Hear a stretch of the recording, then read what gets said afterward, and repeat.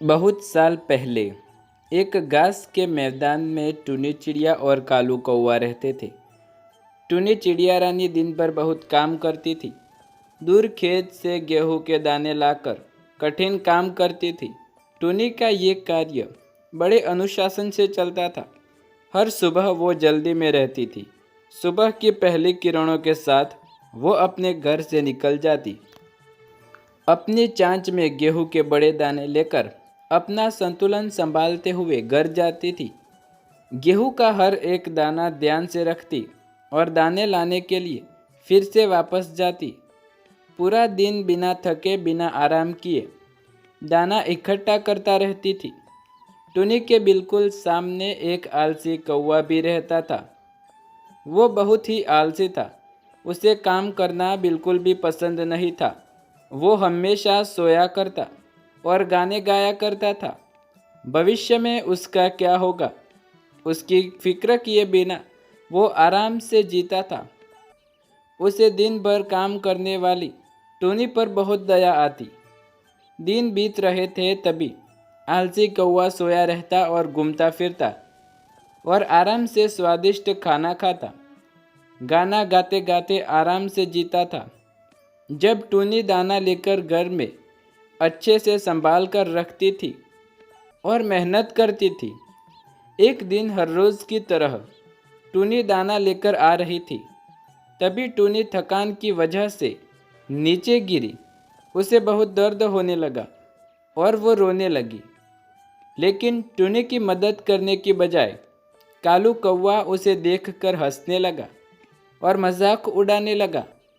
टूनी ने कालू से कहा, कल्लू महाशय, आप ये दाना मेरे घर तक पहुंचाने में मेरी मदद करेंगे? मैं आपकी आभारी रहूंगी।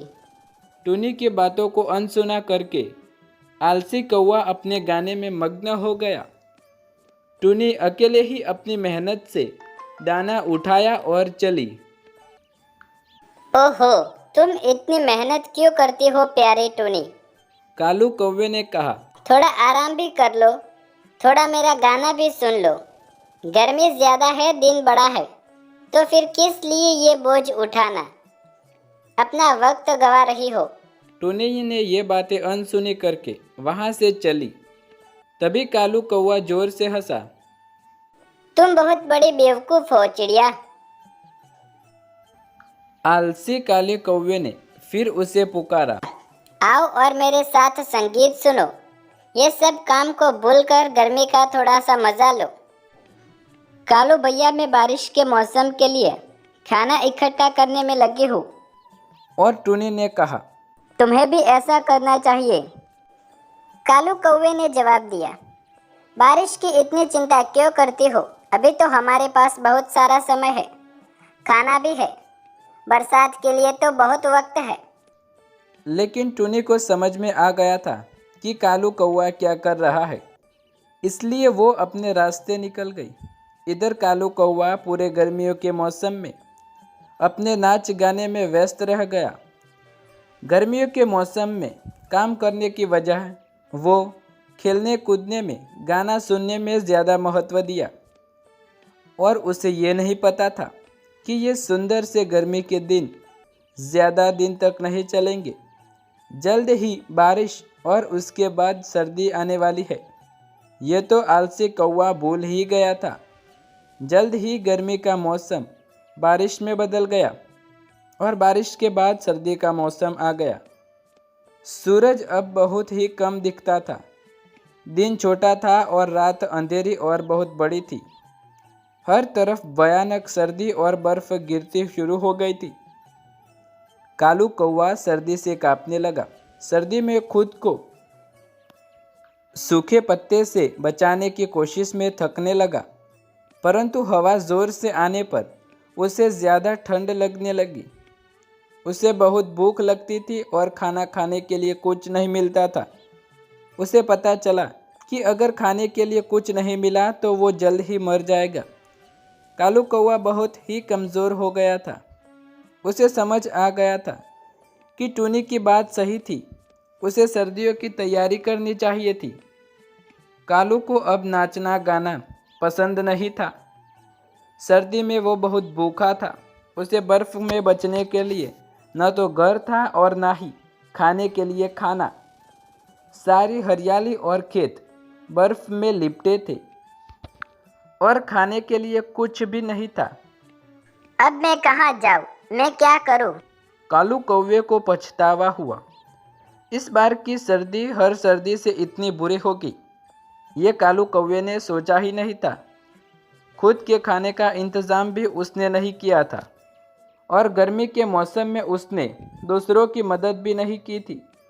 केवल अब वो गर्मी का अगला मौसम देखने के लिए जीवित ही नहीं रहने वाला था। अभी उसने देखा टूनी गर्मियों में इकट्ठा किया हुआ खाना खाकर आनंद ले रही थी। कौवे ने सोचा, मैं टूनी के पास जाता हूँ, वो मुझे खाना देगी और वहाँ आसरा भी। कौवे को अपने आप पर शर्म आ गई। वो थक कर टूनी के पास गया। उसने दरवाज़ा खटखटाया और आवाज़ लगाई। नमस्ते टूनी। वो मुस्कुराते हुए बोला, मैं आ गया तुम्हारे लिए गाना गाने। तुम्हें गाना सुनना है तो पहले मुझे थोड़ी सी गर्मी चाहिए और कुछ खाना भी देना होगा ताकि मैं तुम्हारे लिए गा सकूं। नहीं नहीं कौवे महाशय, मुझे आपका गाना सुनने की कोई इच्छा नहीं है। कौवे ने टूनी को घर में लेने के लिए गिड़गिड़ाकर विनती की। जिंदा रहने के लिए खाने की भीख मांगी। टूनी ने आश्चर्य से कहा, सर्दी के लिए आपने कोई इंतजाम नहीं किया? गर्मियों में आखिरकार आप कर क्या रहे थे? मुझे खाना जमा करने के लिए कितना समय लगा है पता है? कौवे ने कहा, वो मुझे खाना इकट्ठा करने का समय ही नहीं मिला। उसने अपना कारण बताया। मैं संगीत में इतना व्यस्त था कि मुझे समझ ही नहीं आया गर्मी का समय कब निकल गया। टूनी ने बहुत घृणा से कौवे की ओर देखा और उसे बात याद दिलाई कि जब वो गिर गई थी तो कौवे ने उस पर हंसा था और उसकी मदद करने की बजाय उसकी मजाक उड़ाई थी। उसे कहा, पूरे गर्मी के मौसम में काम करती रही, तुम गाना गाते रहे और मेरा मजाक उड़ाते रहे। अब तुम्हारे लिए न तो मेरे पास खाना है और न ही आसरा। तुम्हें सर्दी के लिए पहले सोचना चाहिए था अपने बारे में। और टूनी ने दरवाज़ा बंद कर लिया। कालू कौवा रोने लगा। दोस्तों, अगर वीडियो आपको पसंद आए तो वीडियो को लाइक, शेयर, कमेंट करें। हमारे यूट्यूब चैनल पर नए हैं तो चैनल को सब्सक्राइब करें और बेल आइकन ज़रूर दबाएं। ऐसी ही नई और मज़ेदार कहानियाँ देखने के लिए धन्यवाद।